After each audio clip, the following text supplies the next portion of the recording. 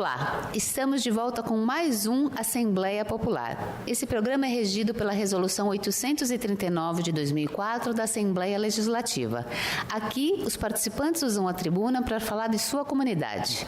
Hoje teremos 12 participantes, cada um terá um tempo de 5 minutos. O primeiro será o senhor Comendador Edivaldo Carlos da Silva. Boa tarde ao Brasil, boa tarde à Assembleia Legislativa, os deputados, especialmente ao Enio Tato. Enio Tato, muito obrigado, Enio Tato. Você é o nosso campeão. Mais uma vez eu estou usando aqui essa tribuna. Mais uma vez, você já me conhece, né?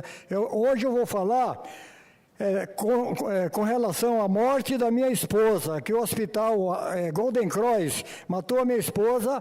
Eu processei o hospital, eu coloquei 70 processos em cima da Golden Cross e a Golden Cross fechou, acabou. Então foi muito difícil para a Golden Cross depositar o dinheiro. Quando foi depositar o dinheiro, ficou muito tempo com a enrolação. O processo demorou 10 anos para poder chegar perto da indenização. Quando eu cheguei perto da indenização, através de um acordo, então, no dia do acordo, então teve uma audiência, nessa audiência teve 12 pessoas, 12. Eu não estava sozinho na vara das execuções, né? E o juiz começou a me provocar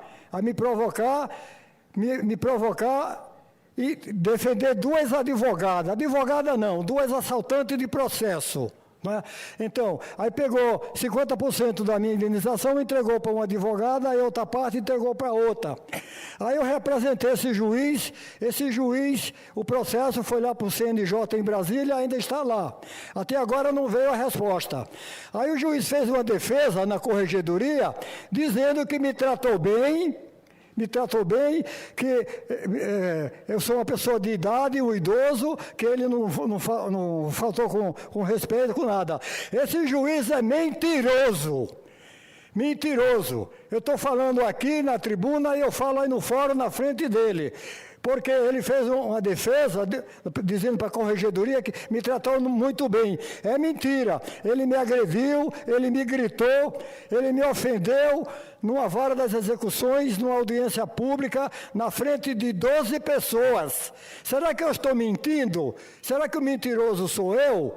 Numa audiência, na vara das execuções, na vara 39, no 12º andar da Praça João Mendes.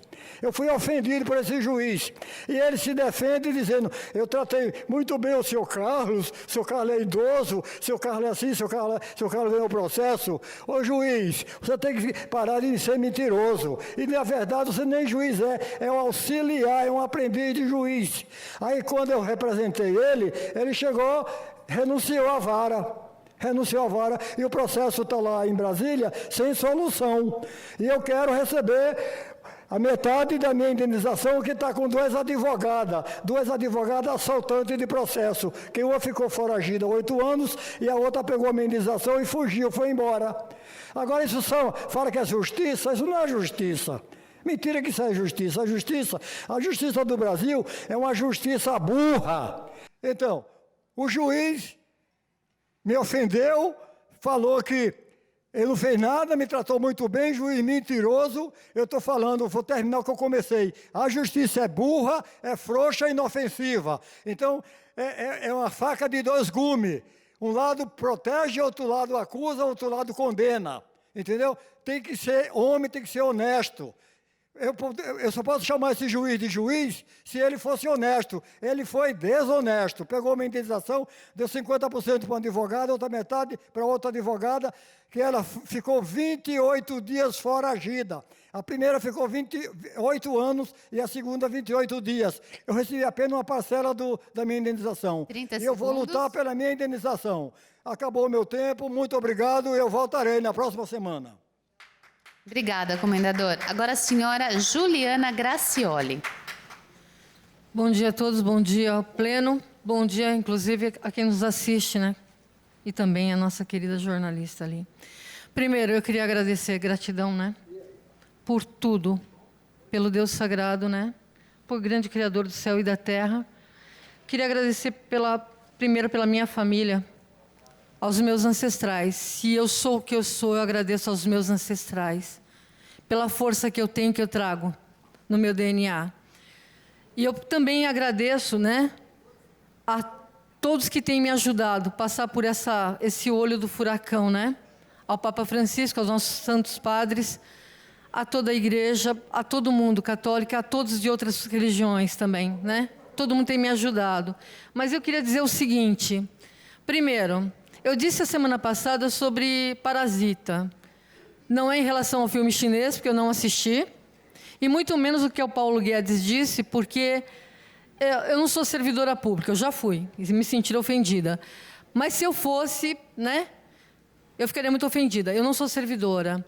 Eu disse porque no momento que eu estou parasitando mesmo. E pelo jeito a palavra parasita está na moda. Tá certo? Então eu estou parasitando, eu estou sobrevivendo e resistindo. A minha força é a resistência.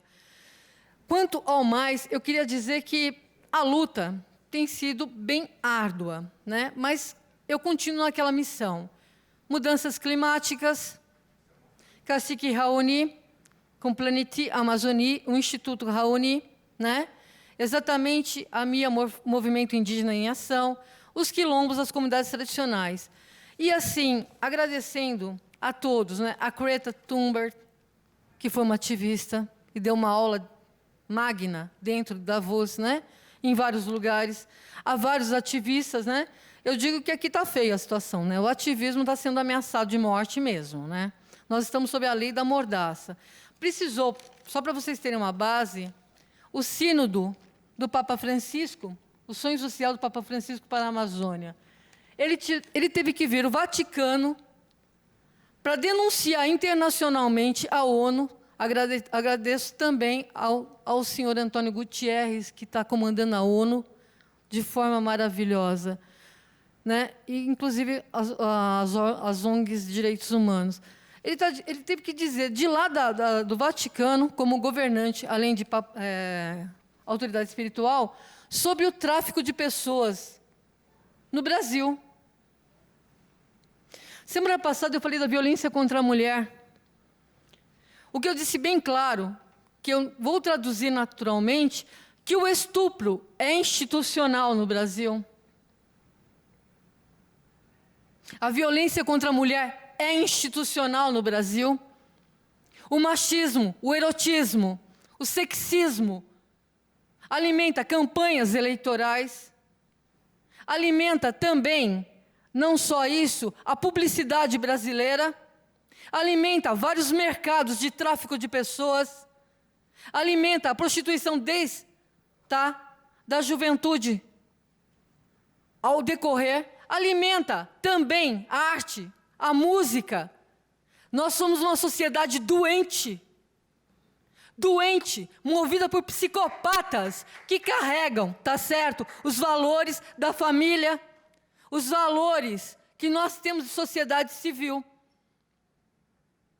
Tenha certeza que hoje é um incentivo de stalkers, ações coordenadas que ficam no WhatsApp, arrumando encontro para mulheres, querendo que a gente estão arrumando para mim, casamento obrigatório.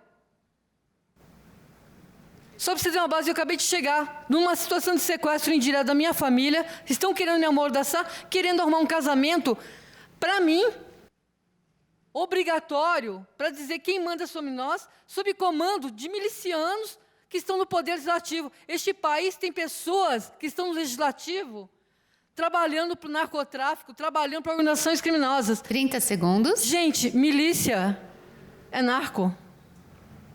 Eu queria dizer também que eu estou a favor, quando a gente fala de polícia e poderes de polícia, não é só polícia militar e civil. Não, polícia, Ministério Público, é juiz, no mundo inteiro tem. São as forças policiais, militares, está a OAB, que é uma grande defensora. Então, esta é a luta do século, contra a violência contra a mulher, contra as mudanças climáticas, a crise climática, o alerta, Al Gore já estava dando, Marina, então estamos em cima. Queria dizer, inclusive, doutora Débora Duplá, eu disse que o cemitério indígena, na cidade do meu pai, dos meus ancestrais, estão lá. pois estão profanando o cemitério. Quanto bastasse, tem carro da USP lá, há 1 ano escavando um cemitério, e se não fosse cemitério indígena, como eu falei, de quase 300 anos, não estariam escavando há 1 ano escondido. E vocês não sabem o que está por trás, a máfia que tem atrás dos museus, do roubo dos patrimônios arqueológicos. Obrigada, senhora Juliana. Do país. Não tem noção. Doutora Débora Duprat, o que eu falei, eu assumo. A USP está atrás. Obrigada. Agora a senhora Geralda Cândida de Jesus. Eu fico trêmula quando chego aqui nessa tribuna. A gente tem que expressar tantas verdades e não consegue falar nenhum terço do que precisa. Estou aqui indignada porque já há muito tempo eu queria falar isso, das leis que eles criam para matarem as famílias. Dentro do metrô tem uns senhores e jovens que vendem alguma mercadoria para sobreviver. E o que acontece das leis que fizeram, as leis que ia colocar nas fronteiras do país para combater as drogas e, quando acaba, combate os trabalhadores que estão lutando para sobreviver, diz que é com mercadoria contrabanda. E o que fazem os seguranças do metrô? Porque é lei de pegar a mercadoria dos infelizes e eles lá completamente pedindo para a ajuda das pessoas para conseguir ter mercadoria de novo, para eles conseguirem vender, para manter sua família, manter os seus vícios, ou enfim, eles estão vendendo alguma coisa, não estão roubando. Mas o que eu preciso dizer é que tem que mudar a política. De qualquer maneira, nós temos que começar por essas eleições municipal, que tem gente aí querendo me matar por isso, mas eu nasci foi para morrer, né? Se eu tenho que morrer dentro dessa guerra, morrerei. Como Cristo disse que Ele morreu de braços abertos para nós não cruzar os nossos. E aí nós temos que mudar a política, custo que custar. Nessas próximas eleições, eu peço pessoas éticas, disciplinadas, corajosas, humanas, não humanos, para que nós fizemos comitês para desafiar a política de digitar o 0 dentro das tribunas, ou dentro das urnas nas eleições. Se você está com seu cadastro eleitoral em dia, não deixe de comparecer. Eu vou ficar falando isso aqui o tempo todo, que a revolta das pessoas é tão grande. Não vou comparecer nas urnas, porque eu não vou eleger bandido, e deixa lá os espaços para ser fraudido, como vem fraudindo há muitos anos. Agora esse nosso governador do estado de São Paulo saiu na revista Parte dos vereadores que foi fraudido muitos milhões de votos. Isso já vem vindo o tempo. E para evitar isso, você não deixa o seu espaço lá para você poder saber que você ama a sua pátria, que nós temos que mudar, e não jogar lá o seu, números dos canalhas, porque está nos poderes, para ferrar e matar as famílias, as vidas, com tantas legislações imunda e podre, pode dizer. Que se está imunda, está podre. E então nós temos que fazerem isso daí, para que eles tenham que ser desafiados. Eles têm que ser desafiados por nós. Eu não quero magoar os que são candidatos, como o nosso pastor, né, o Manuel Cruz, tem as leis que eles têm que aprovar, que não tem que aprovar as leis de que não é obrigatório votar. Você não é obrigatório mesmo, já faz anos que eu estou anulando o meu voto. Você tem que ir lá e fazer a sua justificação, colocando 0 na boca deles, Fez parar de falar e trabalhar um pouco mais, porque não estão fazendo nada pela pátria. Estão destruiu a nossa pátria de uma maneira tal que nós temos que reconstruir. É nesta maneira, não tem outra. Então, não vão fugir desse foco. Eu preciso de pessoas que tenham coragem de levar para as redes sociais essa parte, porque a única mudança que nós temos que fazer é isso. Aí elege o canalha, chega lá no poder, começa a colocar tantas leis só para prejudicar. Então, o voto da gente fica desperdiçado. Como eu votei o tempo todo, lutei o tempo todo para a mudança. Não conseguiu mudar até agora. Então, a única solução para a mudança vai ser essa. E aí, você que está do outro lado, que vai ouvir esse vídeo, tenta de conectar em assim, porque a mudança vai ser nessa forma, não vai ter outra. Obrigada pela oportunidade, até a próxima. Obrigada, senhora Geralda. Agora o senhor Ricardo Monteiro. Quero agradecer, em primeiro lugar, a Deus e a oportunidade, né? Porque nós temos um Criador, como diz alguns, né? Uma força maior, alguns dizem, né? Eu creio que Deus é quem está segurando este país, porque pelos homens do Brasil, realmente o país já tinha afundado como o Titanic, né? Não querem mais... Estão tirando o direito do aposentado, do trabalhador, estão tirando o direito dos indígenas, dos negros, quilombolas. Estão tirando, né? Só não tira o bom salário dos políticos, né? O que é que vocês acham? Aqui está o vereador Manuel Cruz, amigo meu, né? Um homem que tem leis, que muito trabalho para esse país, né? Foi vereador em São Paulo, está aqui um outro cidadão que, né? Que é o João, um homem muito ativista. Tem também o Vadão, né, que é um trabalhador, Dona Geralda, a indígena negra, né, que é também a afro-indígena também ela. Beijo. Graciole, né? Tem também aqui minha amiga, que está aqui entrando. Tem a minha outra amiga que fala francês, professor de francês aqui do meu lado. Tem ali o Vampiro, né? Nota 10 ali, que trabalha, né, constantemente, né, por esse estado, por esse país. Está ali também o jovem, né? O nome dele é o?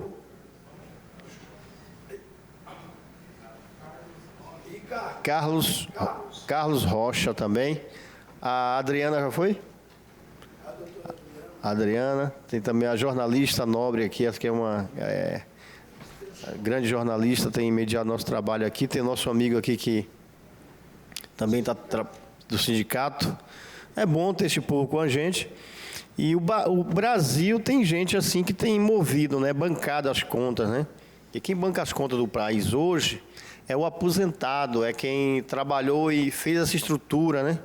É nós que estamos aqui dando a cara para bater e quero, inclusive, mandar um abraço, né, e agradecer ao Enio Tato por esse espaço, né? Um abraço ao deputado Enio Tato e a todos que fizeram, né, com a gente esse espaço maravilhoso, né? Gratidão, Enio Tato.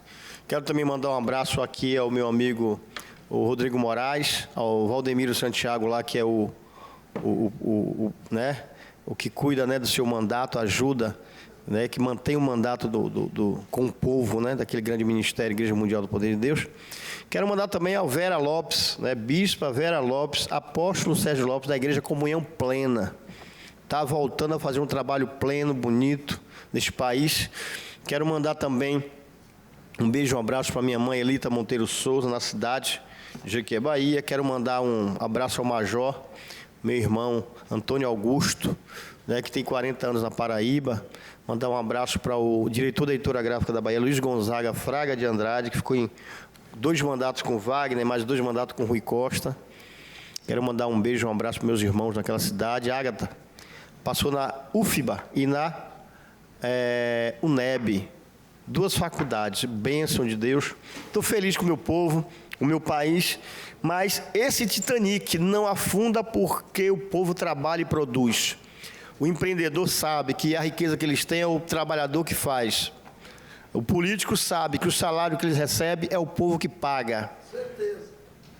E aí eu quero também mandar dizer aos líderes evangélicos que vocês vão ter grandes problemas, porque politicamente vocês ficaram calados. vocês se omitiram. Vocês foram omissos e agora vocês não vão poder pagar programa de televisão, vocês não vão poder pagar o aluguel dos imóveis caríssimos, vocês não vão poder pagar a manutenção dessa estrutura. Estou falando de igrejas gigantescas que temos no Brasil, depois estou falando de todas as grandes igrejas, não estou falando especificamente de uma ou duas, todas grandes. As pequenas não vão ter esse trabalho. 30 segundos. Quero agradecer essa oportunidade e gratidão, Brasil. Gratidão ao meu povo que eu amo. Gratidão. Um beijo a todos vocês e muito obrigado pela oportunidade, que quem paga a conta é o povo. Muito obrigado. Obrigada, senhor Ricardo. Agora a senhora Aparecida Santana. Olá a todos, e a Deus pertence a toda a gratidão. E o meu tema de hoje vai ser inspirado nos outros, vou destacar a educação do ser humano. O ser humano que contém-se em respeitar o limite dos outros. Bárbaros, babilônicos, asiáticos, esses são os antepassados, né, do que nós estamos vivendo hoje. Origem para descrever as culturas, religião que eles julgam serem primitivas. Atividades são atrevidos, impondo o domínio babilônico sobre os seres humanos. As trevas, com 1000 anos de trevas. Isso foi dito por um deles. Causa de sofrimento desnecessário é o que eles estão fazendo e fizeram ano passado. E eu vou falar sobre a invasão asiática. A nação brasileira começou a ser invadida por essas coisas em 1993, que dizem que são donos da energia elétrica, dono da informática, da água, de muitas outras coisas, inclusive do ser humano, e eu vou destacar o brasileiro, que é o que eles pretendem aterrorizar, e eles sabem muito bem do que é que eu estou falando. Países que invadem a outra nação descaradamente e subtrai todos os direitos do residente da nação. Eu vou destacar os benefícios sociais, o emprego, a sociedade, e em seguida ainda debocham, dizendo que primeiro os refugiados têm o privilégio, os direitos, e depois, vamos dizer, o brasileiro, né, em outros países, e etc, e etc. Primeiro, os refugiados, que são os miseráveis asiáticos, que se travestem de miséria, da sujeira, de não sei o quê, para dizer que são necessitados. E não são, porque tem muitos por aí, gente, muito letrados, que se dizem ser miseráveis para sustentar a alienação, para se sustentar. Então vão para as filas de benefícios sociais, de caridade, se passando por necessitados, e eles sabem que muitos não são. E o que eles deveriam fazer? Eles deveriam ir procurar o país deles, o presidente, o governo, o prefeito, as assistências sociais do país. Por que vir mostrar miséria aqui no Brasil, como fazem esses venezuelanos, cara de pau? Ficar mostrando sujeira, ficar mostrando miséria. Sujeira é falta de vergonha na cara, é preguiça, é tudo de ruim. Então não precisa, vai lá no seu país e procura os seus direitos que vocês devem ter lá. Como aqui vocês não podem tirar o direito do brasileiro. Por que não vão mostrar a miséria para os seus governantes, para os seus superiores? Sabe por que houve a escravidão? Porque o índio, ele não gostava de trabalhar, eles são preguiçosos, eles gostam de ficar esparramados, esperando tudo na mão deles. Aí deu-se a escravidão dos negros. Por isso que os negros sofreu e sofrem até hoje por causa desses miseráveis, que se escondem atrás da sujeira e da miséria. Muito disfarce. E o direito que todos nós temos na nossa nação é a independência nacional, a defesa de paz, 30 segundos. a não aceitação do domínio de invasão estrangeira a Ásia eu vou destacar, como é o caso do Japão, que quer dominar o Brasil, que passa por cima das leis dos brasileiros, e etc, e etc. E eu vou destacar aqui a fala do filósofo Aristóteles, e peço para que todos reflitam sobre isso. O filósofo Aristóteles dizia: qual a diferença do ignorante e do educado? É a mesma do vivo e do morto. Muito obrigado. Obrigada, senhora Aparecida. Agora o senhor Carlos Eduardo Silva Rocha. Mais uma vez, eu aqui, na Assembleia Legislativa, nessa tribuna, para denunciar pessoas sem vergonhas. E hoje o nosso caso vai ser a respeito de um colega que esteve na região da cidade de Tiradentes e estava parado na rua Cachoeira do Campo Grande, altura do número 20, zona leste da capital. Ele estava parado com o carro dele, sofreu uma colisão por parte de um ônibus do consórcio Leste 4, que está sendo processado pelo Ministério Público a pagar 300 milhões de reais para a Prefeitura de São Paulo. Nessa, a linha 407L, né, da empresa Express, colidiu com um carro parado. O motorista e o cobrador saiu do veículo e permaneceu com as pessoas, os passageiros lá dentro. O cobrador, que se acha muito esperto, falou que tinha contato particular e pessoal com a Polícia Militar. Foram várias viaturas, inclusive Rocan, no local. Já tinha 2 chamados na mesma rua com situações diferentes. Um de um bêbado que estava com um facão tentando matar uma pessoa e outro dessa colisão. Mas o que importa para nós é a colisão e o fato ocorrido. A empresa Express foi acionada através de sua supervisão para atuar no local, fazer um relatório de ocorrência. E o policial militar de nome Demétrio, Cabo Demétrio, que foi até a pessoa do cobrador, que este afirmou ser o seu amigo, conversou particularmente, isoladamente, e ainda o cobrador disse: vou mandar a polícia militar apreender o seu veículo, disse para o meu colega que sofreu a colisão. Aí o meu amigo se desesperou e de imediato ligou para mim. Ligou para mim e para outras pessoas, buscou orientação. Orientamos o cidadão a solicitar à Polícia Militar a lavratura do boletim de ocorrência de Polícia Militar, referindo-se ao acidente de trânsito sem vítima. O policial militar negou a lavratura do BO e nessa o PM chegou e disse: eu vou apreender o seu veículo por má conservação dos pneus. Só lembrando que no artigo 230, no inciso 18º do Código de Trânsito Brasileiro diz: conduzir veículo em mau estado de conservação é grave. A multa é de R$ 192,23 e a pena administrativa, retenção do veículo até a regularização, ou seja, a troca pelo STEP.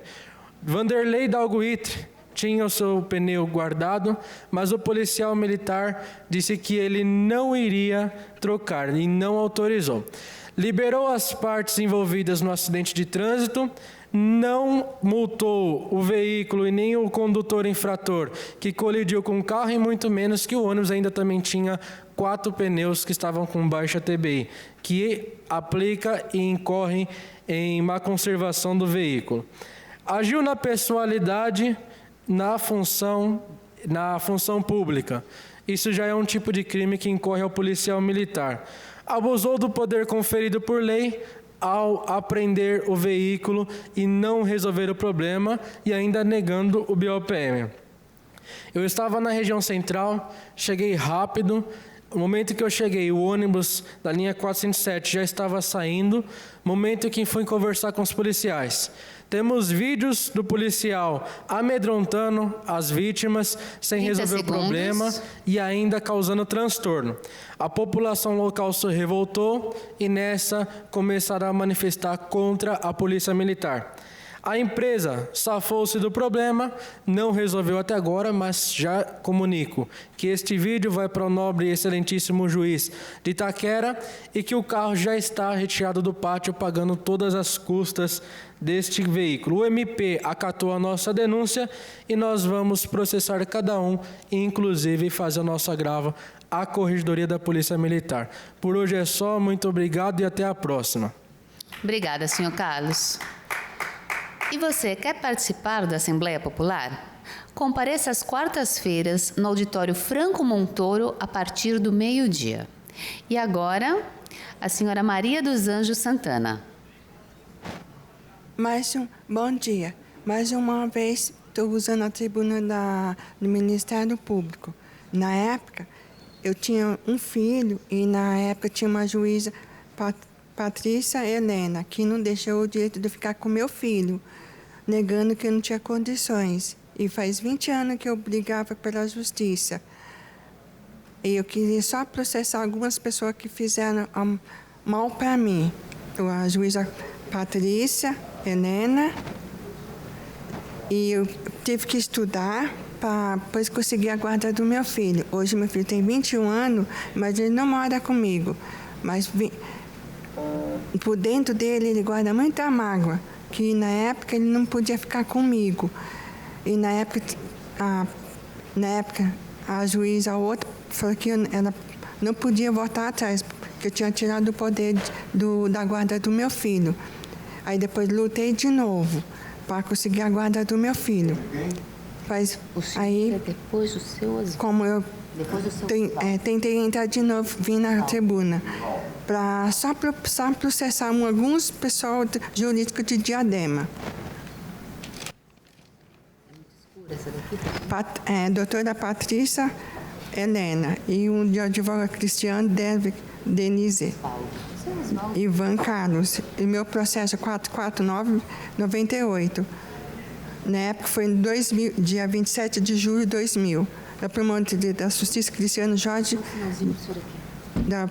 na promotora da Justiça. E sempre eu briguei por isso. Aí até agora não consegui nada pela justiça. E teve outra juíza que me ajudou. Era a doutora a juíza Cláudia Carbonari, que na época eu falei que a guarda era minha. Só porque eu falei que ele estava bem, aí depois descobri que ele não... eu só errei um problema. Que eu falei que ele estava bem. E no final, eu sei que ele não foi bem cuidado. E tem a mulher que cuidou dele, sempre esconde comida dele. Só isso, tá? Obrigada. Obrigada, senhora Maria. Agora o senhor Lourivaldo Delfino.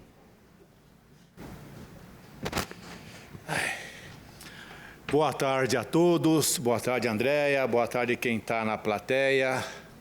Quero enaltecer cada um que está aqui dentro. Meu nome é Lourivaldo Delfino, o otário da rede, um imbecil que vem aqui praticamente toda semana. Imagina uma pessoa que teve uma vida de surras, de abandonos, de humilhação, de indignação. Imagina uma pessoa que sem dinheiro faz o que muita gente com dinheiro nem pensa em fazer. Pensa numa pessoa que luta pelo próximo, sem o próximo estar próximo e levando uma surra pelo próximo. Essa pessoa está aqui hoje. Seu nome, Carlos Rocha. Ele é apenas mais um dos muitos que vêm aqui em nome do poder de indignação. Se Jesus voltasse à Terra, uma nave lá no espaço tacaria uma arma e já mataria ele no espaço, que nem chega na Terra ele chegava. Tamanho é os bandidos e os safados que estão nesse planeta.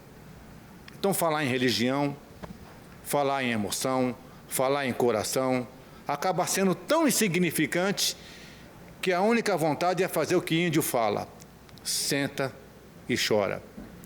Aliás, quando a gente fala em índio, o Brasil é dos índios, mas quem manda são os brancos.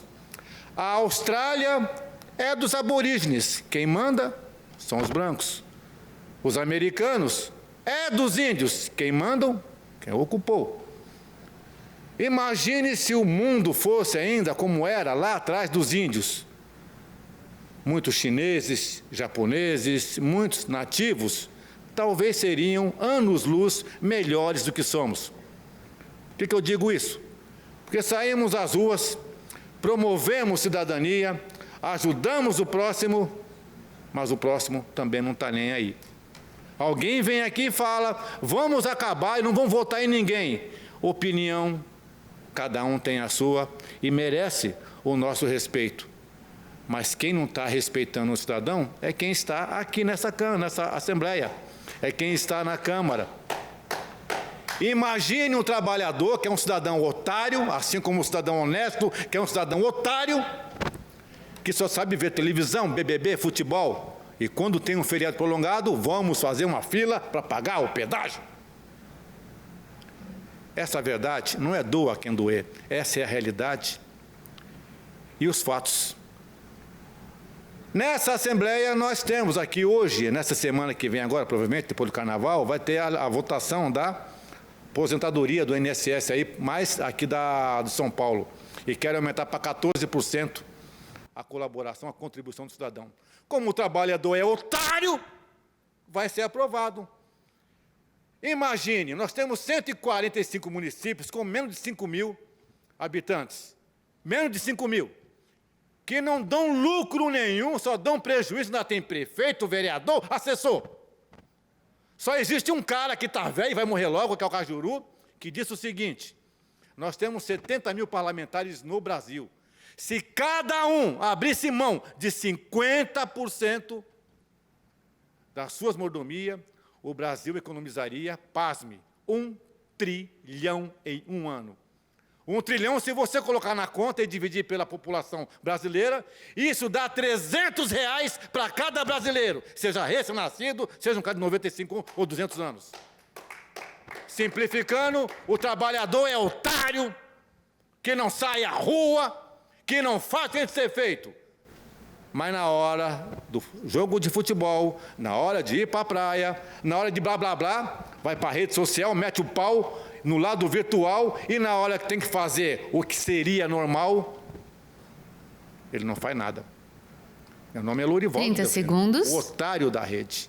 Proibido entrar na Câmara, mas aqui na Assembleia, podendo falar o que pode. Pense nisso, cidadão, porque você, assim como eu, TAG, somos todos otários. Para quem gostou, muito obrigado. Para quem não gostou, vá para o inferno. Obrigada, senhor Lourivaldo. O senhor Jorge Ferreira Lima. Boa tarde a todos e a todas. Queria agradecer aqui ao presidente da Assembleia Legislativa por dar essa oportunidade para nós, trabalhadores, vir aqui expressar os nossos pensamentos e as nossas propostas. Agradecer também a companheira da mesa. Eu, como sou sindicalista, eu queria falar aqui de reforma trabalhista, que foi feito para o governador, o presidente Temer. Eu já falei aqui uma vez, mas foi o ano passado, e o trabalhador também é muito esquecido. A reforma trabalhista acabou com os direitos do trabalhador. Por exemplo, eu tenho um filho que ganhava R$ 2.500. A empresa mandou ele embora e pegou um para ganhar R$ 1.300 para fazer o mesmo serviço. O supermercado que pagava 1.500 conto para as moças que trabalhavam no caixa, hoje está pagando 1.200.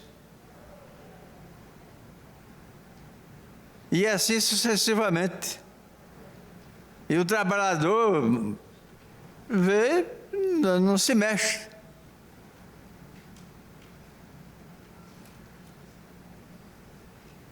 Por exemplo, 90% dos trabalhadores abaixou o salário. E o trabalhador não está nem aí. Eu já vim aqui nessa Assembleia Legislativa e antigamente o pessoal era mais agressivo, fazia mais proposta. Agora o pessoal parece que está mais calmo. Acho que é por causa do presidente que é militar, que não tem nada contra ele também. É uma pessoa séria. Mas o pessoal está assim, sabiado, não está mais fazendo aquelas propostas que fazia antigamente. E parece que desaprendeu, ou tem medo de falar, né? Para falar a verdade.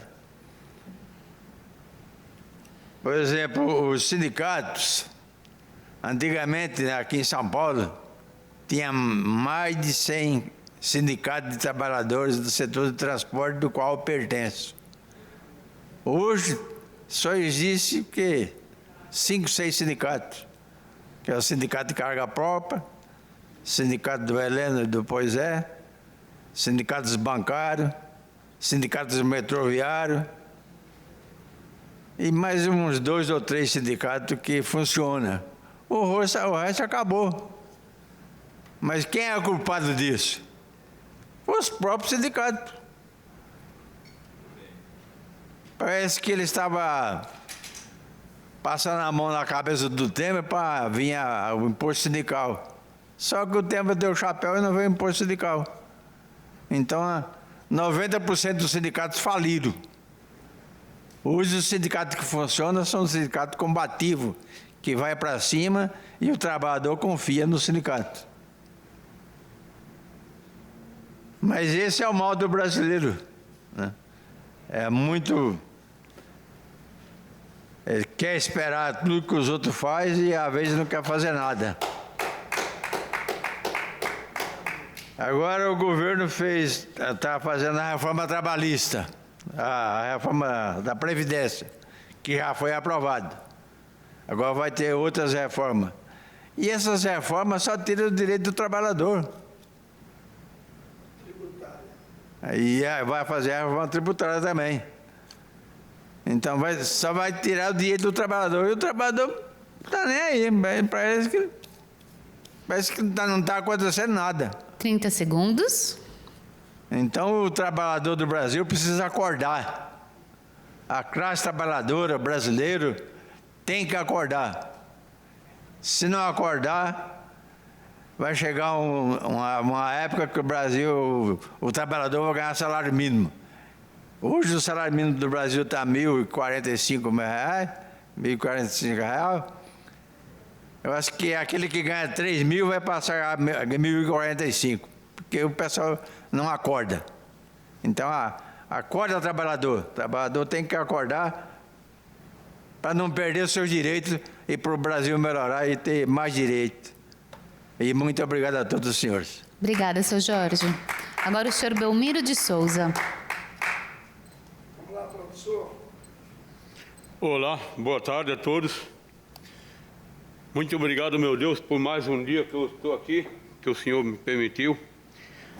E o que eu tenho para falar é o seguinte, das questões que eu venho cobrando, já está com a base de uns 3 para 4 anos, que começou com umas questões e agora, que já está com a base de uns 23 anos por aí, que eu já estive fazendo as contas aí, e depois foi de marcas e patentes, 2 patentes e 2 marcas, que um tal de Eliseu, que recebia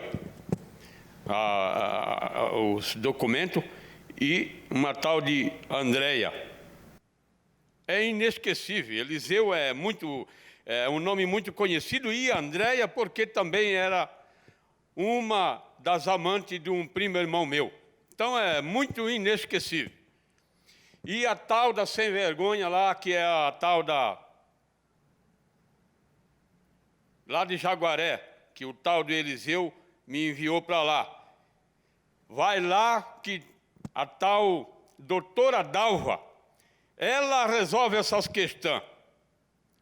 Sendo o tal do Eliseu, que agiu de má fé, me mandou eu ir falar com a doutora Dalva, lá em Jaguaré. Tem um avião lá no pátio lá. Tem um avião lá. Aí o tal do dito Eliseu me mandou eu ir lá falar com a doutora Dalva. Aí eu fiquei pensando, mas peraí, mas o cara me mandando eu ir falar com a pessoa que vai resolver o caso, sendo que ele é o que está causando o problema. É muito estranho, mas eu vou lá porque eu vou a fundo, eu vou saber. Quando chegar no final de tudo, eu vou descobrir a falcatrua toda. Ah, não deu outra. A tal da pilantrona, ele me deu o telefone dela e tudo. Aí, quando eu liguei para ela, ela falou assim, falei, ó, o Eliseu recebeu as patentes lá e tal, e ele está agindo de má fé. Ou você está pensando mal das pessoas, falando mal das pessoas, é pecado isso. Aí eu sou evangélico, aí eu pensei, ela deve ser evangélica e ela não está entendendo, ela está achando que eu estou me precipitando. Então, ela deve ser uma pessoa muito santificada. Aí eu perguntei, doutora Dalva, a senhora é evangélica? Não, eu sou católica. Sim, mas então por que a senhora está falando isso? Não, porque é pecado estar pensando coisas das pessoas. Eu falei, senhora, eu não estou pensando coisas, eu estou falando de uma coisa que eu tenho certeza. Eu não estou pensando nada, eu tenho certeza do que eu estou falando.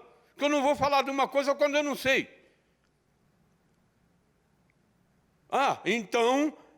Então você me liga outra hora para marcar, para vir aqui.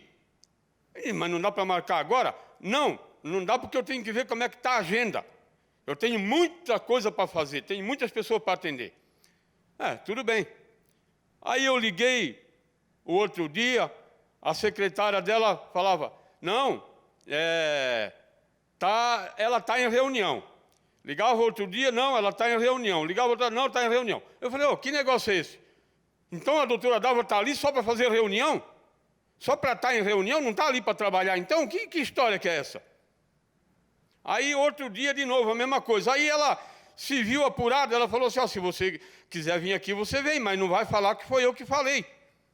Claro, né, que ela já declarou, já está mais do que declarado, que ela mandava dizer que estava em reunião, que era mentira. 30 segundos. E esse caso está sendo, até hoje, isso está com 20 anos. Negócio de marcas e patentes. 2 patentes e 2 marcas. E algo mais eu tenho para falar do albergue também, que eles agiram de má fé, que é a tal da Silva, lá do albergue da saúde, e que eu estou com meus pertences todinho lá, porque aí amontoou. E ela vai pagar os meus pertences, que ela me jogou na rua e está os meus pertences todinho lá. E ela é evangélica, ela se faz de muito santa. Ela vai ter que ser santa. Não é fingir de santa, não. Obrigado a todos. Até mais. Obrigada, seu Belmiro. Agora o senhor Oswaldo Martins de Oliveira. Meus cumprimentos e saudação à mesa jornalística que dirige este programa. A satisfação grande deste presidente da nação linguística portuguesa, que congrega 10 países lusófonos, e eu tenho a honra de ocupar o cargo de Duque da Língua Portuguesa e agora, recentemente, como embaixador da nação linguística portuguesa, representando 10 países lusófonos.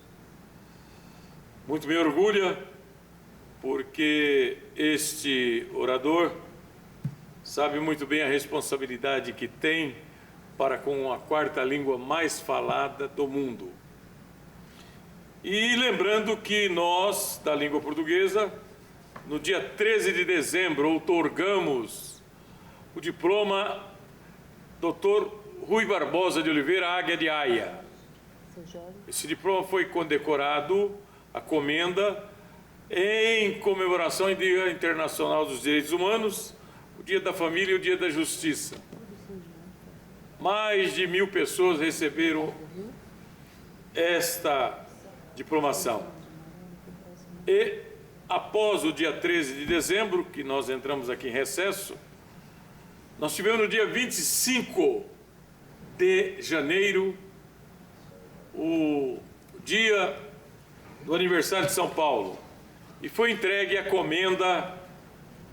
comenda Faria Lima. Também tivemos lá a apresentação de grupos folclóricos, grupos culturais que abrilhantaram o recebimento da comenda Rui Barbosa, outorgado pela Nação Linguística Portuguesa. E agora, para o dia 25 de março, teremos o Dia Internacional da Mulher, o empoderamento feminino. E neste auditório, o excelentíssimo senhor deputado Alesp, o comandante Castelo Branco, irá, como patrono cultural, dirigir conosco da Nação Língua Portuguesa o Dia Internacional da Mulher, o empoderamento feminino. 16 de março, cai numa segunda-feira, às 19 horas. Lembrando também que na semana passada, a Nação Língua Portuguesa outorgou o título Ad Perpetuum in Memória à comendadora Clemência Maria de Jesus Martins de Oliveira. Clemência Maria de Jesus Martins de Oliveira criou 10 filhos, trabalhando na roça, lavando roupa, dos quais os 10 filhos, 7 conseguiram o curso universitário. Um dos seus filhos está aqui presente, que lá na cidade de Araçatuba, na igreja do Santana, a missa que celebrou teve a presença de mais de 600 amigos, inclusive o ilustríssimo senhor vereador Cido Saraiva, que é uma das lideranças da Câmara Municipal de Araçatuba. O nosso muito obrigado ao vereador Silvio Saraiva, que também recebeu um desses diplomas e a medalha Comenda Clemência Maria de Jesus Ad Perpetuum in Memória. Esse é o trabalho da Nação Língua Portuguesa. Dar honra a quem tem honra. 30 segundos. O preceito bíblico de Romanos. E finalizo fazendo uma advertência à Prefeitura de São Paulo. A empresa que atende a Vila Maristela, a Via Sul, retirou os ônibus. Leva-se 1 hora para se pegar um ônibus em plena semana. 1 hora. Ônibus com mais de 100 pessoas dentro do ônibus. Motoristas incompetentes que, quando vê idoso entrar, fecham a porta na cara do idoso. Enfim, um abuso tremendo.